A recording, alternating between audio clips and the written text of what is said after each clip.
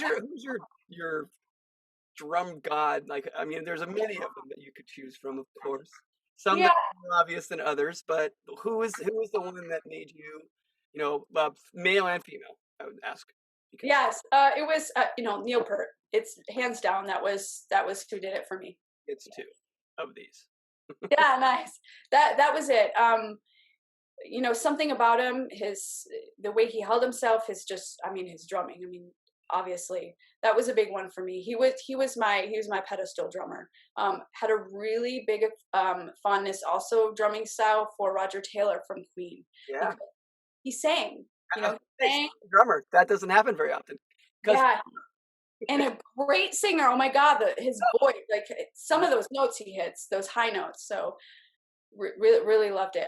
Rush was a big one for me because of prog rock, which I totally skipped over the fact that prog has been a huge part of my life as well. One of the big albums, which actually never mentioned to anybody except my mother and JT, so now it's out there. One of the big albums that influenced me, that my mother again introduced me to, was Trick of the Tail by Genesis. Now, I don't know that one. I mean, I'm I'm you are missing out on I'm life. exposing myself here because I have like a couple of them, but it was one of those things where, for whatever reason, I think like when Peter Gabriel went into his solo thing and Yeah. the early weirdo Peter Gabriel stuff, that I think that for whatever reason that was just what I got into. But I am absolutely going to be diving deep into this one. I gotta check that out. So this is Weird, I just the never. first. You're gonna love it. This is the first album that Phil Collins was on without Peter Gabriel. Um, Something about the album, I don't know. It's always had an attraction for me, and it was as we're kids, we're laying down the album artwork, listening to songs. It was a huge journey. And what I didn't know is I really loved prog rock and odd time signatures. And as a kid, I didn't know what that was, and sometimes it just felt like something was missing out of the music. And so my mom was also a huge Rush fan.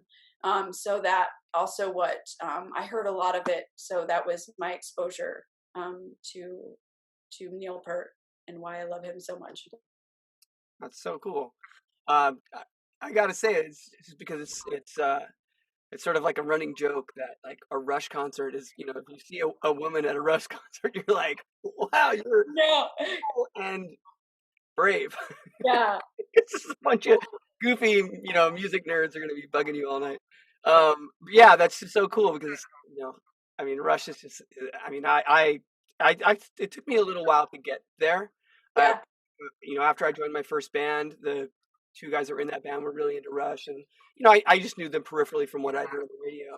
And then I think they were like, "This is Cygnus X1, you got to pay Oh, all 9.5 minutes or whatever it is." What I mean? So yeah, I don't know. That was one of those things that when I finally did get it, I was like, okay, how could I be a drummer and not, yeah. absolutely worship this guy? And then, we down the road, actually kind of recently bonded over Tool.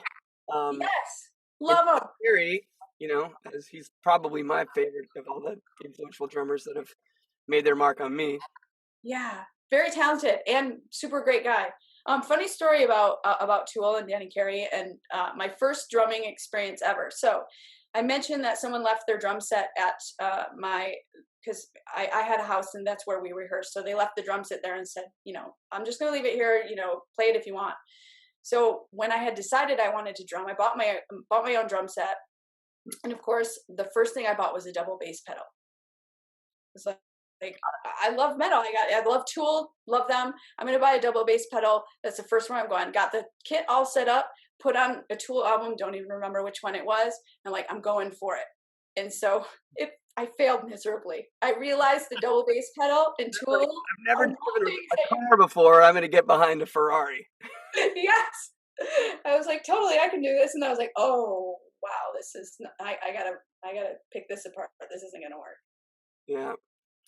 That's awesome. I was going to ask you too, like, as musicians, oftentimes, obviously we have influences in music. But are there other things that I don't know, like I've asked people and they're like, yeah, I was really influenced by this James Joyce book, or are there other elements of culture or art, or people, or anything else that comes to mind that you found was like an impetus or a um, an influence of some sort? The reason why I asked that is, like I said, some people have told me, like, oftentimes it was like the spirit of Muhammad Ali, or the attitude of Sherry Curie, as opposed to the music thing that just made them want to go, like, yes. Yeah. Yeah, so there's a book and a movie that have heavily influenced me, probably just as much as Trick of the Tail, throughout my life. And it's a book by Peter S. Spiegel, and it's called The Last Unicorn. Oh, is it a children's book, or is it? The book is not a children's book. It's not a picture book, although it is for. I mean, I read it and saw the movie as a child. Young adult kind of thing? I highly recommend that you have your daughter watch The Last Unicorn. It's Well, like very clearly that's why I asked, because she's all unicorns and Minnie Mouse right now. So, obsessed. I mean, millions of times watching it as a child. okay. The story behind it, it's very magical, but it has a lot of really wonderful messages about life, um, and about integrity and believing in yourself, but also being kind to other people that you don't even notice in there. But I think really obsessively watching that, and just that being saturated into my being my whole life, that was a huge influence for me, and still is. I still watch the movie or read the book today, and it ends in tears every time.